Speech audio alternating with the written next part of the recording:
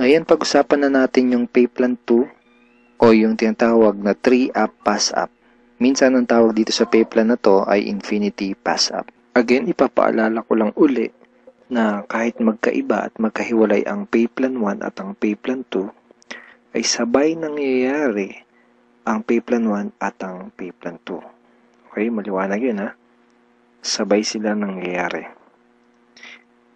In pay plan 2 o yung 3-up pass-up, kikita ka ng $20 sa lahat ng direct referrals mo. Maliban lang sa second, third at seventh referrals mo. Bakit? Dahil ang second, third at seventh direct referrals mo ay maipapasa pataas sa taong direktang nag-refer sa iyo sa SWA. Okay, maipapasa sila doon sa direct sponsor mo. Sa madaling salita, you will earn $20 from your first, fourth, fifth, sixth, and 8th up to infinity. Next, you can earn unlimited $20 every day. Again, wala ding flash out, no flash out, and no maximum income dito sa pay plan 2. Let's say may 8 kang naging direct referrals. Tulad ng sabi ko, sa kanilang lahat ay may commissions ka na tag to $20. Maliban lang sa second, third, at seventh referrals mo. Dahil ang second, third, at seventh referrals mo ay maipapasa sa iyong sponsor. Sponsor mo ang kikita ng tag to $20 dito sa second, third, at seventh mo. Okay? Kaya tinawag na 3-up pass-up. Okay, malamang ito ang iniisip mo ngayon. Teka, ba't ganun? Ikaw yung nagpakahirap at ikaw yung nag-effort, bakit iba yung kumita or nakinabang? Huwag kang mag-alala. Yung pay plan 2 is actually a very powerful compensation plan na malaki ang pwede maging advantage para sa'yo. So, explain ko kung paano yun. Dahil lahat ng direct referrals mo ay gagawin din ng negosyo, lahat sila ay magkakaroon din ng mga referrals. Tama? At dahil ikaw ang kanilang sponsor, sila naman ang magpapasa ng kanilang second, third, at seventh referrals sa iyo. Okay? For example, itong si Mark. Kanyang second, third, at seventh referrals ay maipapasa niya sa iyo. Ikaw ang kikita ng tagto $20 sa second, third, at seventh referrals ni Mark. Okay? Ganon din kay Toby. Yung second, third, at seventh referrals ni Toby ay maipapasa rin sa iyo. Ikaw din ang kikita ng tagto $20 sa second, third, at seventh referrals ni Toby. So, ganon din ang mangyayari kay Fred, kay Diane, etc. Kikita ka ng tagta $20 sa mga second, third, at seventh referrals ng mga direct referrals mo. Pati itong mga naipass up sa'yo, kung mapapansin mo parang naging considered as direct referrals mo na rin sila dito sa pay plan 2. So, pati ang mga yan ay magpapasa ng kanilang second, third, at seventh referrals nila sa'yo. Darating yung time na araw-araw ka nang tatanggap ng mga tag to $20 sa email mo. Dun sa mga $20 na commissions mo, ganito yung email na matatanggap mo from SWA. Okay, see the $20? Just imagine kung gaano kaganda ang gising mo kung sa tuwing umaga at pagbangon mo sa kama at pag-check mo sa computer mo para i-check ang email mo ay hindi mga Facebook notifications ang matatanggap mo, kundi puros $20 in commissions tulad ng mga to. Okay?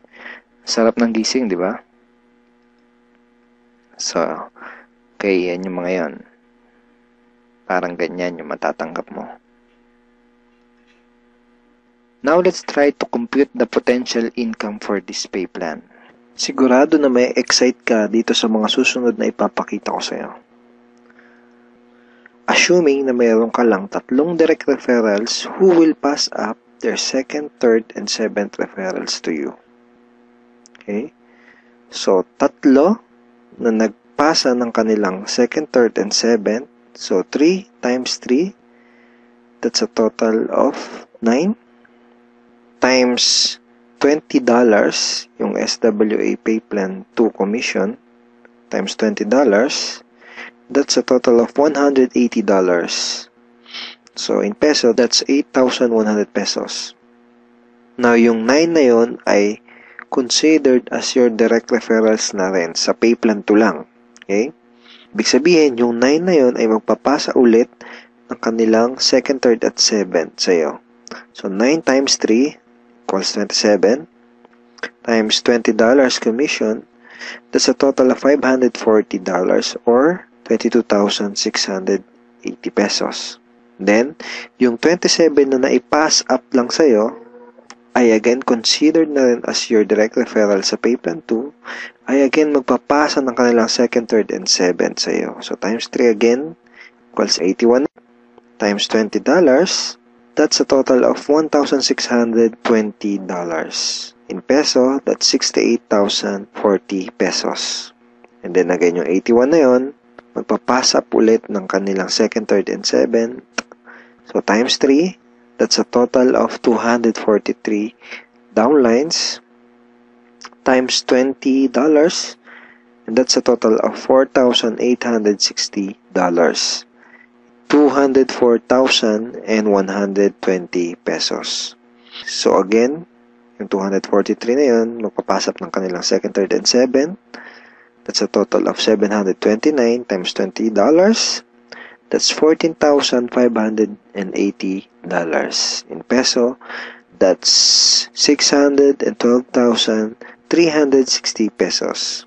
And then yung 729 na yun, magpapass up ulit ng tagtatatlo, yung kanilang 2nd, 3rd, and 7th. So, times 3, that's a total passed up of 2,187 downlines. So, times $20, that's a total of $43,740. And in peso, that's 1,837,080 pesos.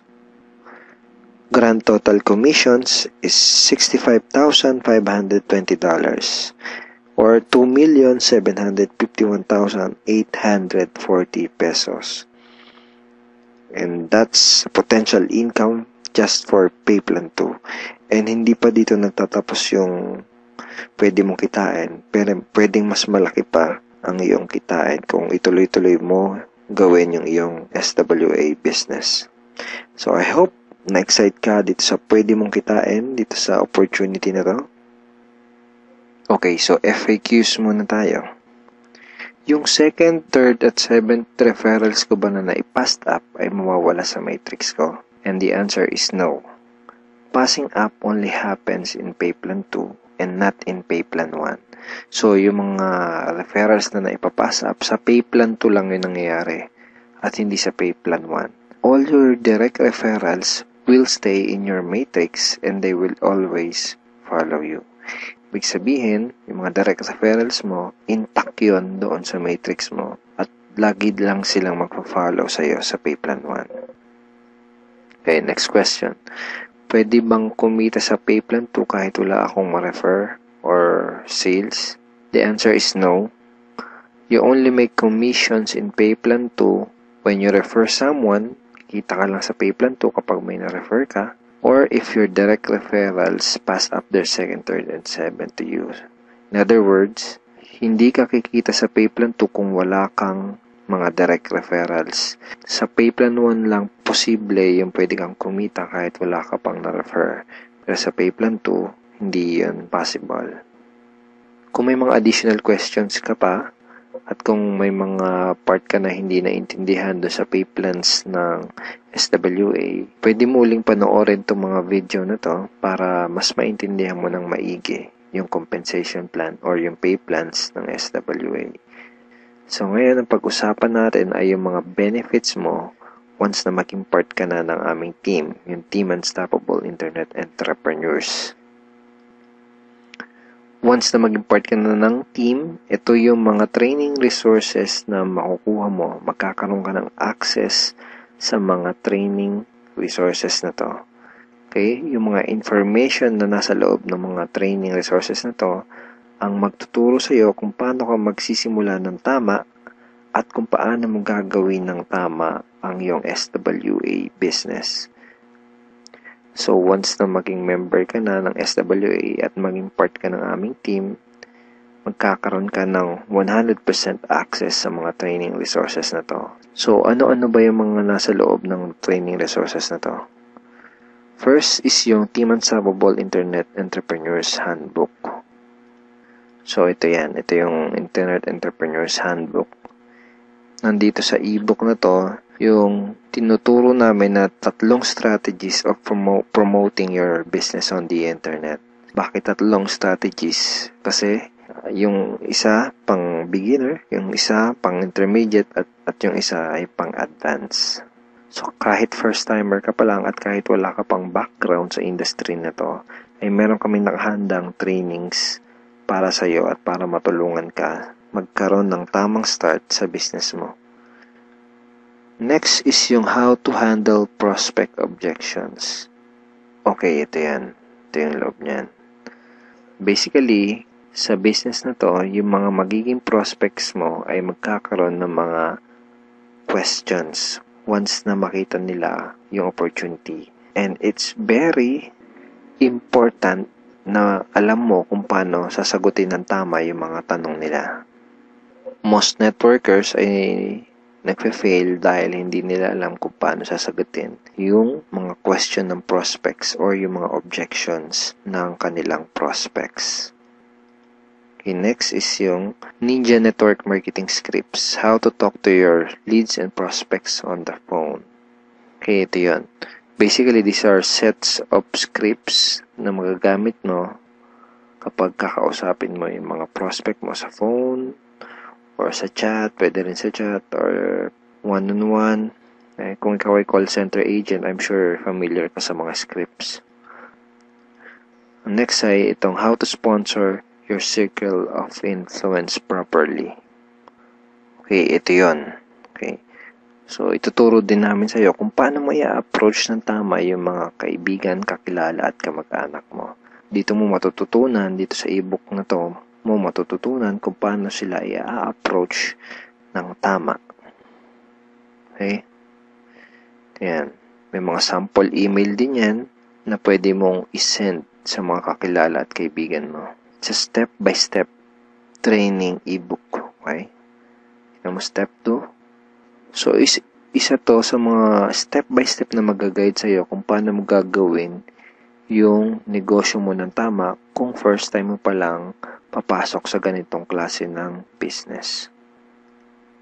And next ay itong how to create your automatic recruiting system, the 3M system blueprint. Basically, this is a video tutorial paano gumawa ng website na tutulong sa'yo para i-promote ang iyong business. Matututunan mo kung paano ka gagawa ng ganitong klase ng website. Ito yung website na tutulong sa iyo para mas mapadali mong gawin ang iyong SWA business.